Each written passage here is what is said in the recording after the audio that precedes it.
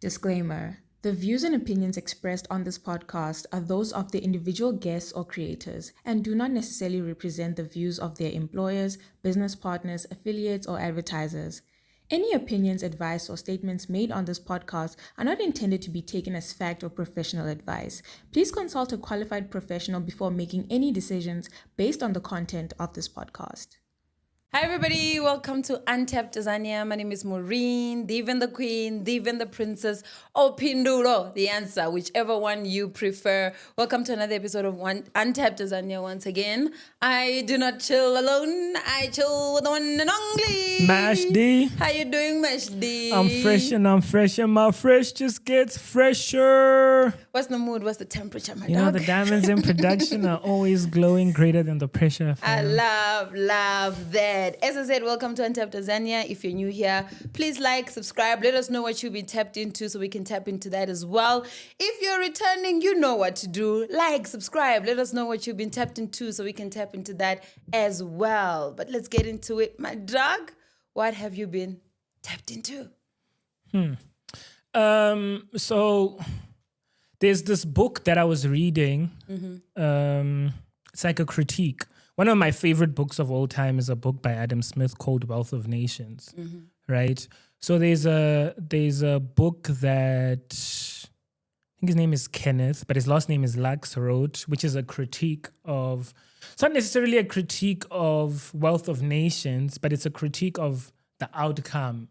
So Adam Smith is considered the father of economics, the godfather of economics, because what he essentially wrote there became sort of, it was a manuscript for what is capitalism or what is economics. So the book K. Lux wrote that I read like recently was a book called, not very recent, but a while ago, but it's one of my recent reads, how a moral philosopher invented economics and ended morality. So that's why it qualifies as a critique. It's like how this moral like you invented something, but then the people you inspired used this thing to create modern day capitalism, right? Yeah. So he was essentially the person that came up with the concept that became like a free market economy and all of that. And there was a recent email, right? I'm gonna try open it up, but it's a recent email that came up just after the new mayor of New York was elected, right? And it was an email that was sent in 2019 by Peter Thiel, and he sent it to Mark Zuckerberg, Sheryl Sandberg, and Mark Andreessen. And it was, the subject was millennials, right? Okay. And yeah, I'm going to read the email because I want to hear, I'm saying a lot of different things. No, I know. You know where I'm going. I know it's going to go somewhere. So the email read, there are many themes that could be developed more here. Let me make a few quick points for now. Nick, I certainly would not suggest our policy. So I think this email that leaked is like there was a whole discourse that these people were having. Mark Andreessen, Peter Thiel, Mark Zuckerberg, and Sheryl Sandberg. But it's just this part of the email because you can tell it starts. It's a long something. thread. Other conversations have been had, but this specific email came up after that guy was elected. There are many themes that could be developed more here. Let me make a few quick points for now. Nick, I certainly would not suggest that our policy should be to embrace millennial attitudes unreflectively. I would be the last person to advocate for socialism. But when 70% of millennials say they are pro-socialist, we need to do better than simply dismiss them by saying that they are stupid or entitled or brainwashed. We should try and understand why.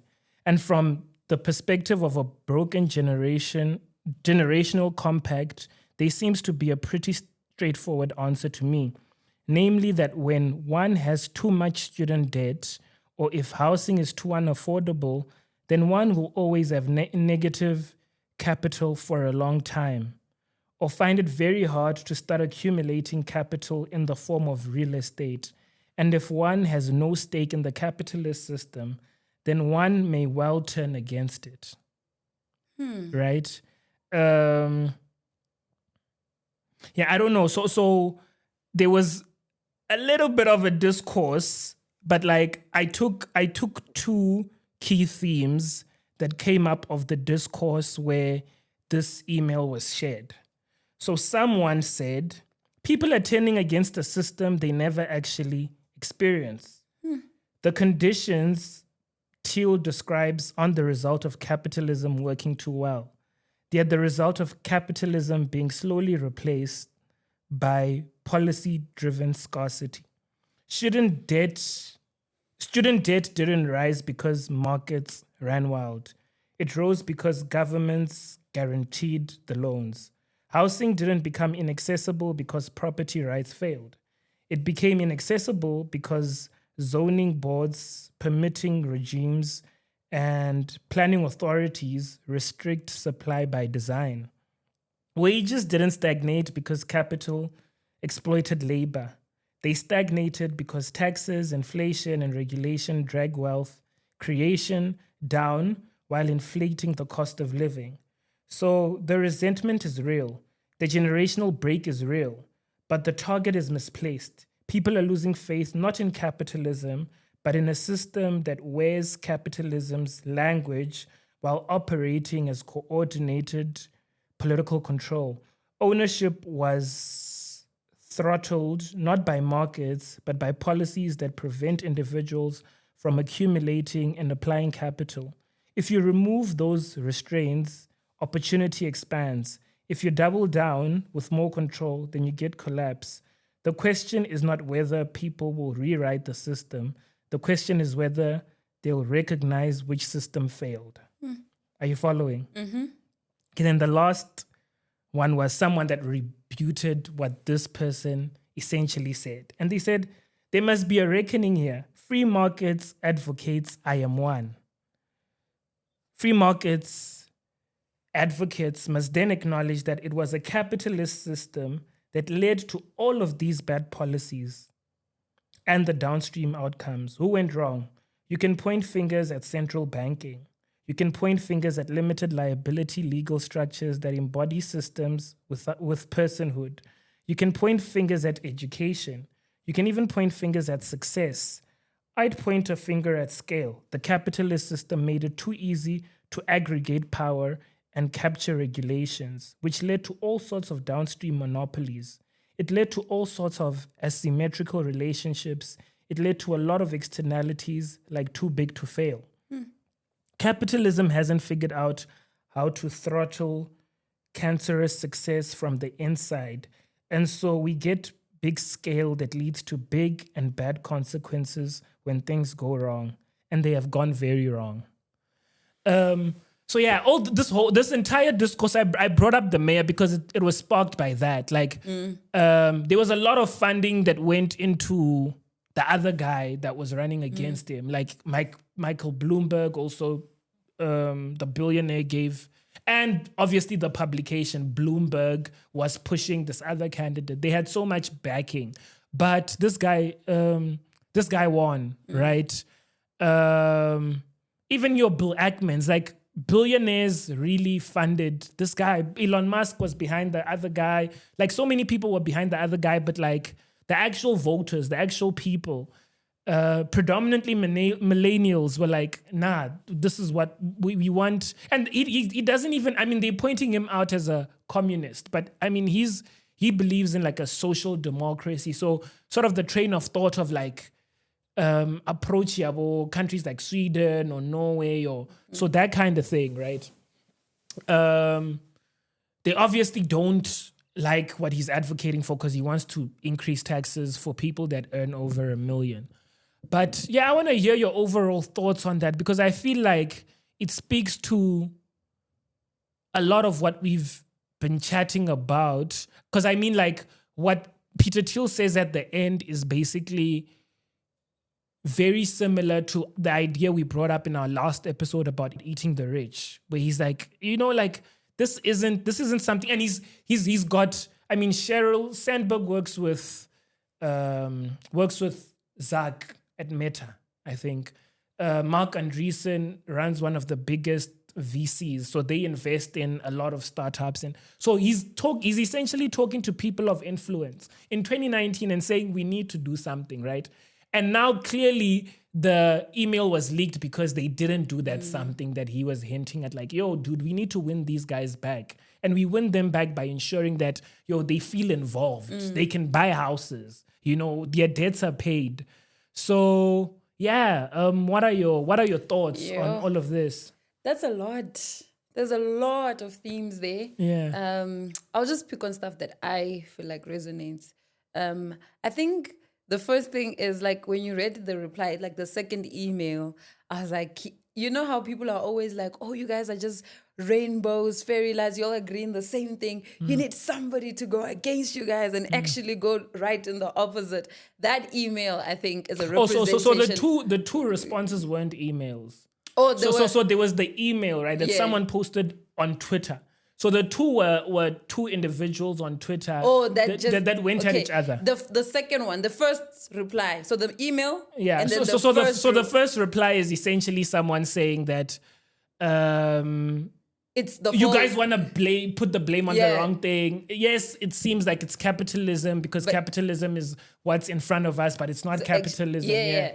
I think that's like what people, like the opposition would say, like, because I think, and you can correct me if I'm wrong, I think the tweet that, the email that was sent and the last reply that you read speak to each other. And then there's this middle opposing view that goes all the way, but kind of middles it out so that it somewhat looks like it's in the middle, but it actually isn't. It's actually on the other side.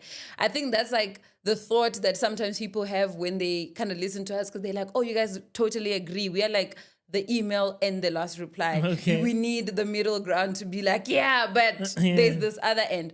But anyway, that's just initial thoughts. I think to your first point that you were talking about, I think there's duality in everything. Like, and sometimes, I think we have spoken about this before, sometimes it happens that you intend for something to be good and it ends up having certain consequences that aren't good, right? So I build the most beautiful house in town or whatever and it's efficient. Maybe I want to build it for my family so that they enjoy it. But obviously it attracts the wrong crowd, and because maybe around there's people that don't have enough. So they now look at the house and they're like, why do you have that much? And then they come into the house and do whatever. But the initial intention was, I'm building a beautiful house for my family, right? So I think duality exists in everything, right? But at the same time, I feel like there's so much validity in the first email and what was said in that email, because at the same, like, you can't say that, so you can't say you are pulling like the economy into one direction and making it so difficult for people to actually leave, making it so difficult for a middle class to even exist, and then expect that what you're trying to push to exist, right? Because if you're creating something, there is two opposite ends and then there's the middle. The middle is probably the majority. You want the majority to sway in your direction. If you're going right, you want the middle ground to go right with you. If you're going left, you want the middle guys to go left with you. But what was created was something that was creating the middle that was supposed to be going right, probably, to go left, to be like, and the email was like, yo, people are clearly going left and we need to do something about it, right? I also think that, like, when certain people have these conversations, right, because it seems like so far away from them, it doesn't sound real. So if I tell you, back to the house analogy, if I tell you, like, I'm going to build this house and I want it to be efficient and I want my family to be able to access this house in the middle of this place where people don't have much, right? But I'm not even from the place that I'm building the house at. I just came to visit, right? And I'm like, I'm gonna build it. And then the people that live in the town come and tell me, and they're like, dude, like, we know you want to build a beautiful house, but the people that live here there's gonna be this unintended consequences that are gonna come up, because people are gonna see your house and they're gonna try and come in. And you're like, nah, but it's a beautiful house. I'll have the best security in the world. I'll have, I'll have private security in every corner of the house, right? Okay, you do that. 2 years down the line, the guys have figured out how to like dig through your fence and come into your house. People that work inside your house, obviously they're from the community, are probably finding ways to steal things from the house and bring it outside. You can't now be like, oh no, but the people that are stealing are wrong for doing what they're doing. Because one, you saw it coming. Two, people warned you that it was going to happen and you ignored it, and it actually did happen, right? And it doesn't matter if your initial thought was like, it's good. What are the consequences of what is currently happening now? Like, what is the impact of what is happening now? And also, sometimes when we're trying to come into the middle ground, people push in two different directions and it goes two opposite streams, right? So because capitalist is, say, on the other, all the way to the right, we're coming up with policies that are all the way to the left, right? And the implementation of these policies is not always the best. They're intended to do the left, but they do left and sometimes they have consequences of right because it's not being implemented well. And if you're thinking about it, all the way right, all the way left doesn't always work. So you're dealing with two consequences at the same time. You're dealing with the consequences of it being far left, but also you're dealing with the consequences of it not being applied in the best way possible. It's not pragmatic. Right. So the middle, I actually think that middle ground that I think a lot of the time gets ignored should get a lot of the attention.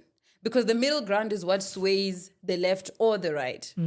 So if you're going to come up with a policy, if you're saying, oh, capitalism says this and people can't afford this, it's getting too much, and you come up with a policy, instead of going all the way to the left, rather bring it somewhat in the middle and test out what the middle looks like. And then once you've tested that out, then be like, okay, maybe let's take it all the way to the left, or maybe let's take it all the way to the right. Yeah. Yeah.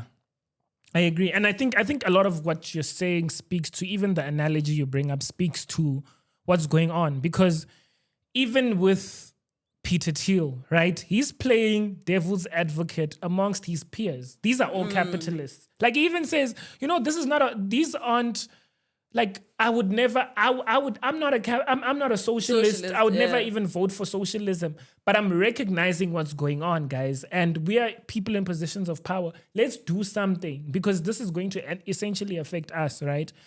And then also the part where you also speak on the middle ground. I feel like that guy, the new mayor of New York, is very representative of the middle ground. Like, when you look at his policies, it's just that they don't like the guy. But when you look at his policies, bro, he's not a communist. He's not like an extremist. He's not a Marxist.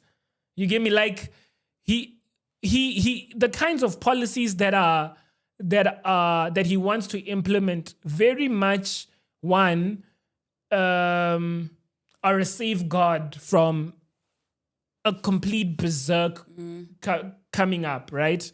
And secondly, he's doing something that's been done by capitalists, but isn't labeled as capitalism. I mean, isn't labeled as capitalism, where they do it in the background. Like, you have people. I mean, Elon got a lot of grants. Yes. Yes. I mean, he did pay them back, but for Tesla, for SpaceX to survive, it got grants. Needed grants. Right now, OpenAI isn't running at they're losing a lot of money. Ne? And Sam Altman came out and he said that not in like direct terms. He didn't say it directly, but he tacitly said that, if all else fails, we need the government to the government should bail us out. Like, there's a level of entitlement, and that speaks to where the that second response goes into the capitalist system has now created a too big to fail situation where these things exist where and then they still have to be saved by the same thing that exactly they you say say it shouldn't exist it shouldn't in the first exist. place. You know, the government shouldn't interfere in the markets. Let the markets run free. But you see, exactly that is the middle ground in a way, because it says you can grow as big as possible, but there can always be a point where you fail and you're gonna need the help that you need. So if you're taking middle right, middle left, right, you're saying this is the stance that middle right says, if I go all the way up and I make all that money and I start losing it all of a sudden, and I'm so big that if I crash, there's a lot of damages that's gonna happen. Government must be able to save. And then there's middle left that says, no, but like I'm also just trying to get to somewhat of give me something so that I can get here. So in some way, all of these people end up at this middle ground of saying we're all gonna need this big brother or our dad, who is government, to assist us in some way. It's just that when it is said here at middle right, it looks like, oh no, but like I contribute to the economy, so you've got to help me. When it's said here from middle left, it's almost like these people, why do they? It's almost like it's entitlement. It's seen more as entitlement than this over here is seen as entitlement. I think it goes back to how they say it, right? I feel like with middle right, as you put it, they do it without essentially saying it. And then with middle left, they are just too loud. It's like what people have. I saw this infographic that was released about South Africa being the kid that likes flaunting, but is essentially the kid that has nothing. And the infographic was our unemployment rate versus all the other countries in the G20. And we were astronomically higher. And someone responded to that and they're like, you must be crazy in your head if you think South Africa has a higher unemployment rate than India. Like you must be crazy. And it speaks to that because I think it's when the left-right dynamic is, I think the middle left, not the extremes, the middle left suffer from being too honest in how they speak and how they present themselves.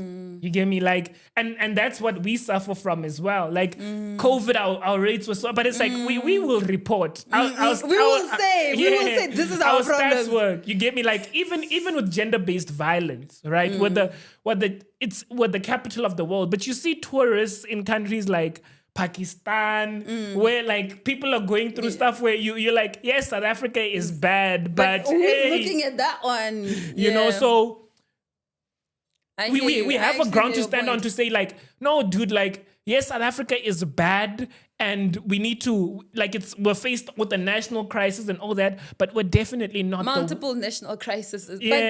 Concurrently. But we're not the worst in a lot of things that we appear to be the worst in because things aren't reported, bro. Like we have what you would look at as it's called. I'm not finding the word, but let's call it cyclical unemployment, for lack of a better word, right? Where you don't only earn intermittently, but maybe you have a job for just a season of a year, right? Freelancing in some way. Not even like freelancing. Like say the only time in the year that you make income is in the season as lychees. Okay. So only in the festive season you can sell lychees and make money. Okay. In a country like India, that's considered employed. You get me? So interesting. That's the thing. So we literally, our expanded definition of unemployment actually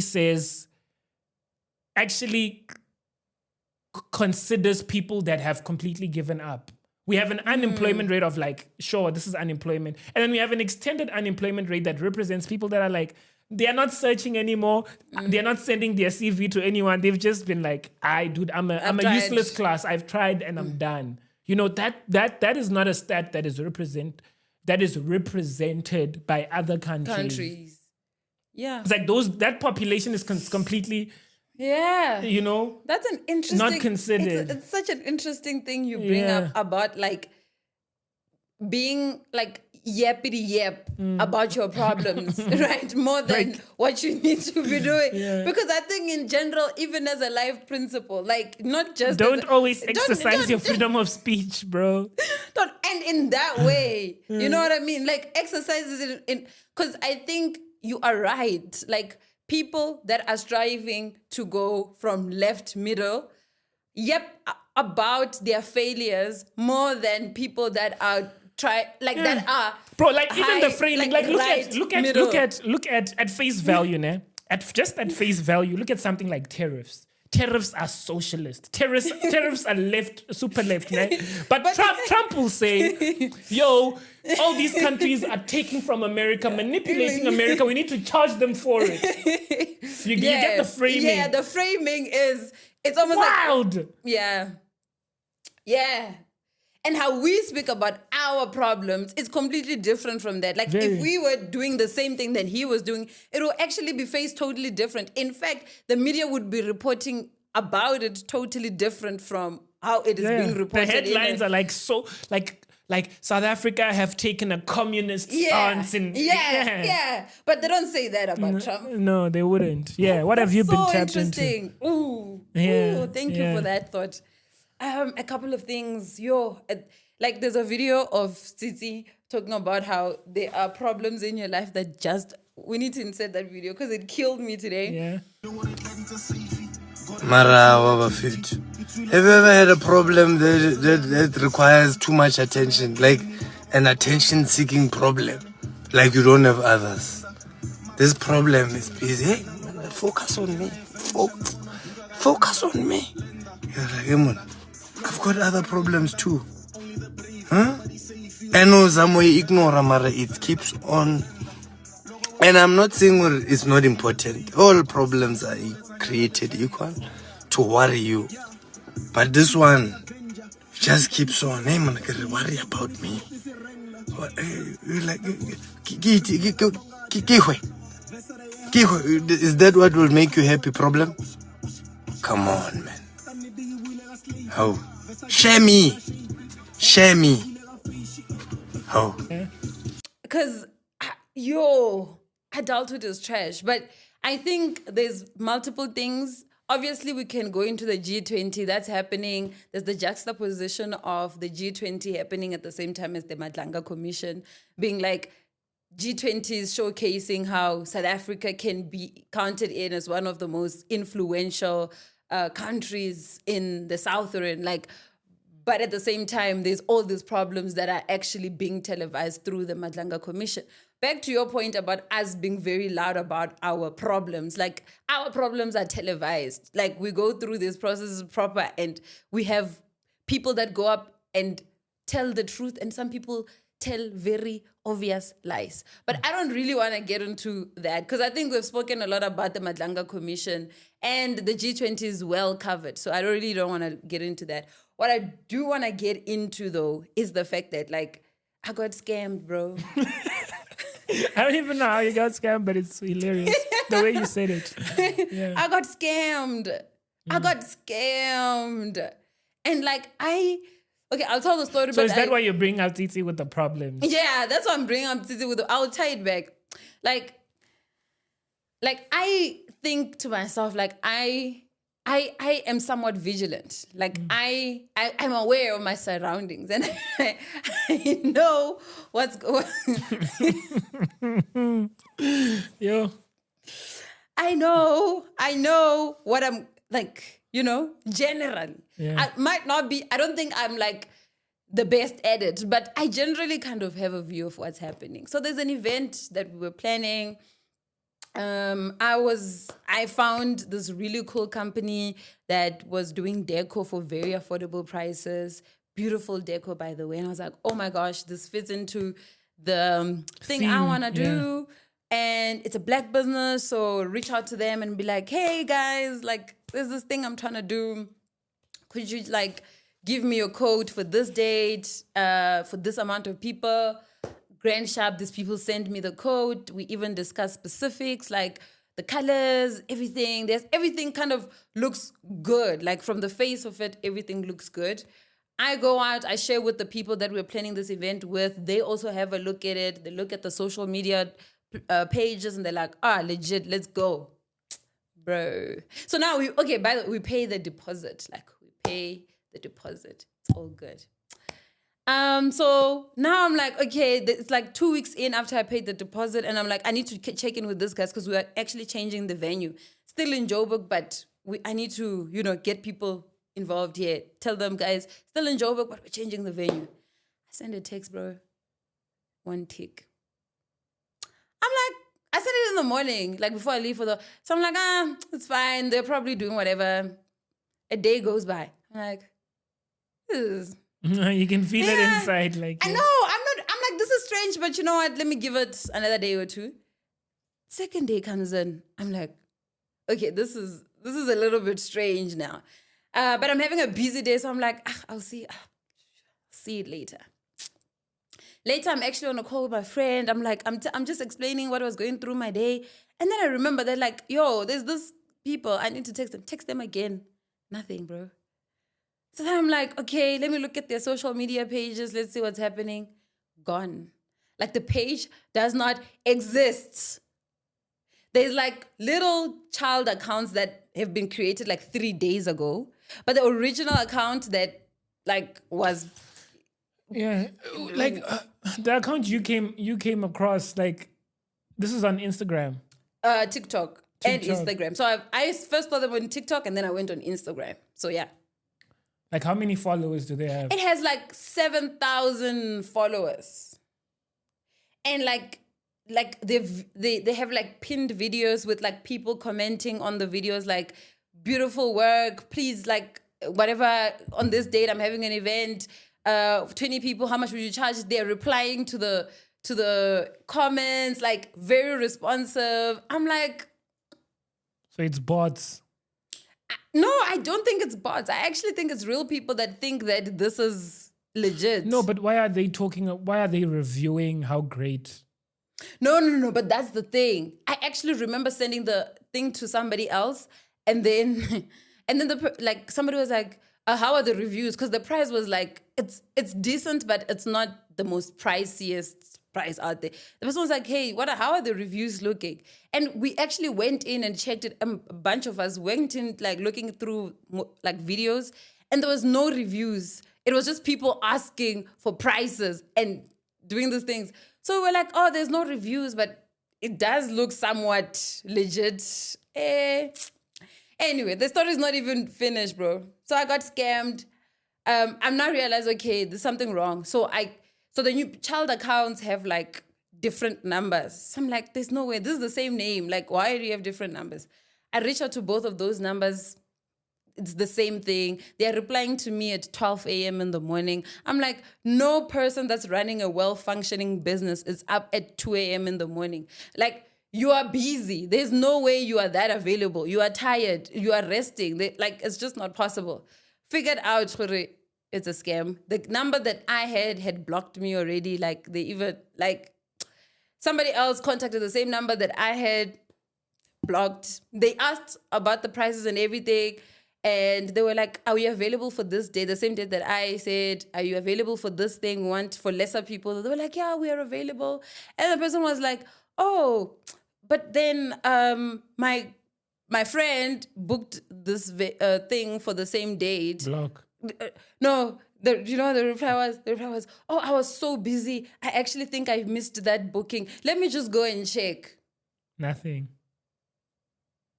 Yo.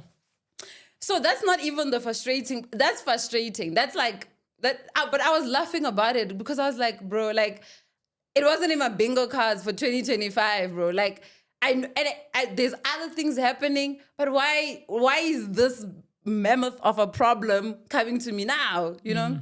Anyway, I'm like, get on problem solving mode. Let me go to the police station to file the thing because I need to report to the bank, and I need to file a case and then report it to the bank, give them the information they need.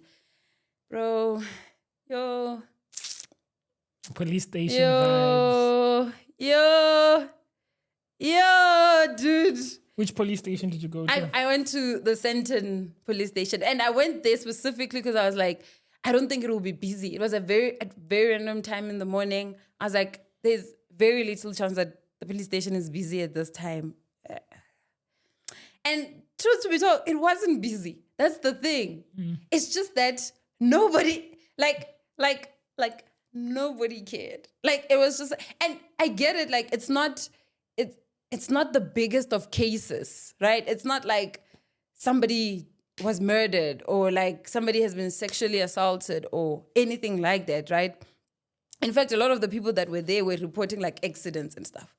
So, but then I was like, if you are unable to attend to like just a small, give me an affidavit thing so I can fill the affidavit thing on my own by myself. And then after I have filled in, then you can come in. You can't even give me that paper. You can't give me the paper to fill in the affidavit. Yeah. Fine. I wait for like 15 minutes to get, and it's not full, mind you. The police station is not full. There's a few people there, but it's not full. There's officers walking around just looking at me. Like. Anyway, so they eventually 15 minutes, 20 minutes later, give me a form to fill in, right? I fill the form in. I'm bringing it, and there's like an officer. I go to the office and I'm like, yeah, I filled in the form. They're like, who was helping you? I was like, I don't remember his name. Like, he just gave me the form, but I know he's like, yeah, go to that guy. Like, where am I even gonna find him, bro? Yeah. Yo, cops are. You see, now you're seeing what I felt. Bro. Go to that guy. You're feeling what the I guy felt. is not even. He's not even there. Like he's not there. I stand there for another maybe like 20 minutes. I go give I found a random officer. I asked them again. They're like, okay, it's fine. And I tell them what happened. They're like, oh, you need your bank statement. There's no, there's no bank here. There's no, and I can't like email it. It has to be like a physical printout of the bank statement showing the payment that was made. Okay, I go and get the payment, the bank statement thing. I come back. I need to find the officer that said I must go get the bank statement, because that officer is the officer that knows the story. Wait around maybe like 30 minutes. And probably this time around, like it's like lunchtime, it's full now. Like there's a lot of movement. Everybody's everywhere.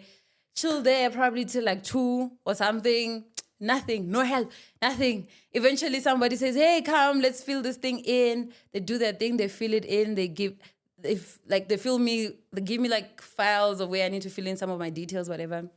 Okay, fine, finally get it out of the door. And then when it's done, it's just like, okay. It's like, okay.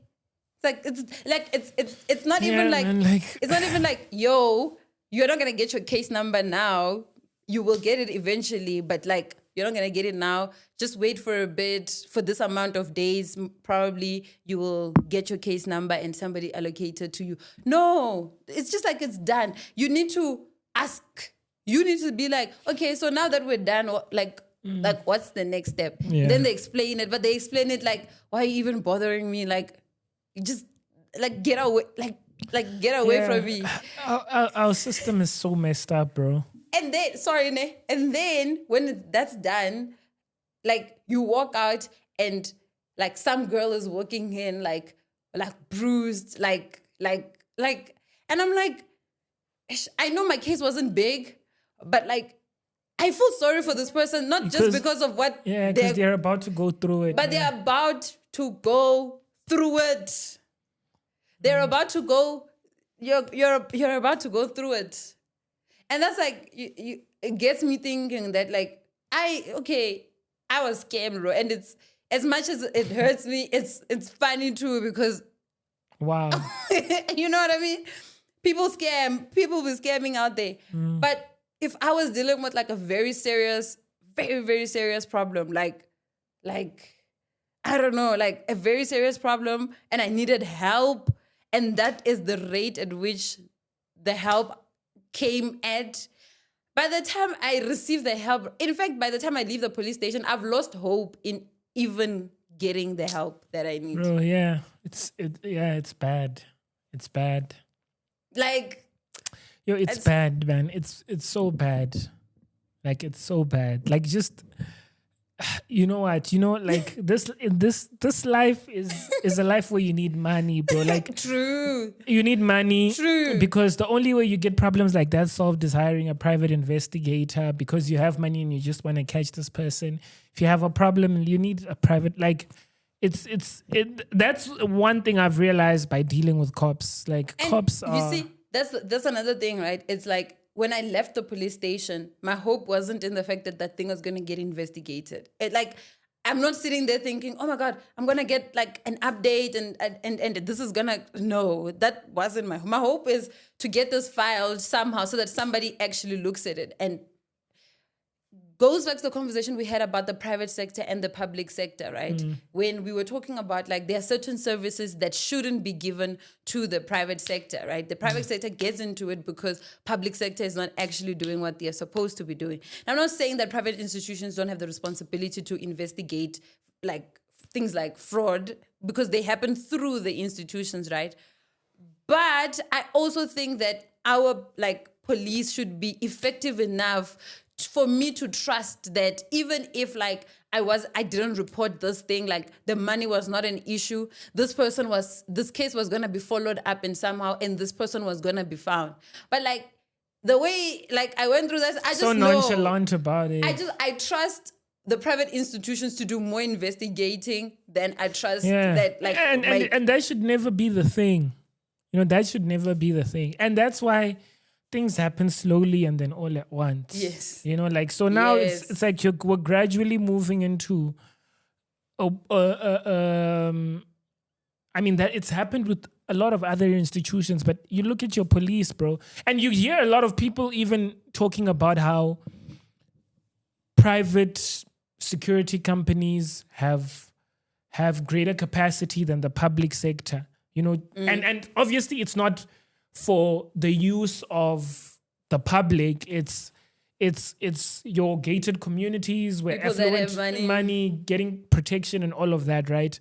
But you can see the shift towards, you know, eventually this being something that is commissioned to the private sector, and you're hearing about tenders to do with private security companies that are running our policing service and our we shouldn't even be like a thing. Yeah, it's a mess. Right. Somebody was saying that like the I don't know, I hope I can get the video, and I say this all the time and I never get the video, but there was a video I was watching where somebody was talking about how the amount of policing in South Africa that we have probably still is the same as we had in apartheid, where everything, like if there was police everywhere, even in the township, like you'd find the police.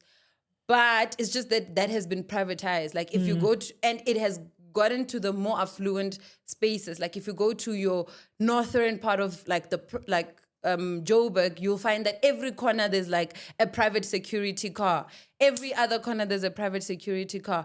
But the hood does not have the same thing, which the public sector should actually... An SAPS car will just drive past maybe once a day. Even if something is happening, like they're not there. You see what I mean? So there's that. I wish I had like very positive vibes to bring, because I think like today is a very like day. But yo, dude, I went through it. And whoever, like when I catch you, I don't know how. Yeah, I hear you, fam. But yeah, fam, what's your question for the week? Yo, I'm not gonna ask what I wanted to ask because it's such a loaded question. What's your favorite fruit and why? Oh, does Evo is a fruit. Yeah. Evo. True Venda girls, bro. Why Evo? Because Evo is just, it like, bruh, it's good. It has a, I don't know, man. It goes into everything I eat. Like Evo is part of my, like I have Evo with bread. I have Evo with salads. I have Evo on its own. I have Evo as a dip. I have Evo as like it's everything. And it's such an unproblematic fruit. The people that hate Evo hate themselves. Right. Yeah. And does pineapple belong on pizza?